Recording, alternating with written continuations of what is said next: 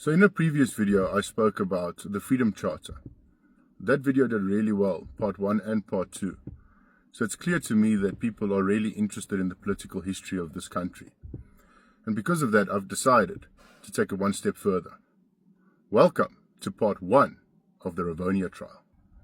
To understand the Rivonia trial, you don't start in the courtroom. You start at a farm in Rivonia. On the 11th of July 1963, police raided Lilies Leaf Farm, the underground headquarters of Umkhonto Sizwe, and 13 key individuals were arrested. Those arrested at Lilies Leaf were Walter Sisulu, Govan Mbeki, Raymond Matlaba, Ahmed Kathrada, Lionel Rusty Bernstein, Dennis Goldberg, Arthur Goldrich, Bob Heppel, Abdul Hay Yassat, Andrew Mndlaleni, Musa Mula, Elias Motsoaledi, and Harold Wolpe. What happened to the 13? Not all 13 would stand trial. 5 of them were removed from the case before the trial even began. 2 of the 5, Arthur Goldrich and Harold Wolpe, these 2 men were held at Marshall Square Police Headquarters in Johannesburg, a high security facility. And yes, they escaped. If that's what you were thinking, yeah, they escaped. From there on, they fled South Africa and went into exile. Bob Heppel, another individual, agreed to become a state witness. He was released by the authorities on the condition that he would be a state witness. Surprise, surprise, he left the country before testifying and went into exile. The remaining 2, Abdul Hay Yassat and Musa Mula, these 2 were arrested but did not form part of the final trial.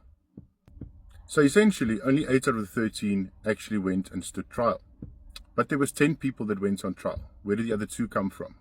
Well, the other 2 was Nelson Mandela, who was already in custody at that stage, and James Cantor, who was an attorney in Johannesburg. The outcome of the trial: convictions: Mandela, Sisulu, Mbeki, Matlaba, Kathrada, Goldberg, Motsoaledi, and Mlangeni. I think I did better there. Not convicted: Rusty Bernstein, James Cantor. Why is this important? Well, because you see 6 of the individuals, in other words, almost 50% of the individuals involved, namely Dennis Goldberg, Rusty Bernstein, James Cantor, Arthur Goldrich, Harold Wolpe, and Bob Heppel, all just happen to be Brazilian. Why is this important? Well, growing up, I've always heard that there were a lot of people in this country, in the white community, that were against apartheid. And the Rivonia trial was referenced often. People would say, oh, look at all the Europeans that were involved in the anti-apartheid struggle. This is factually incorrect.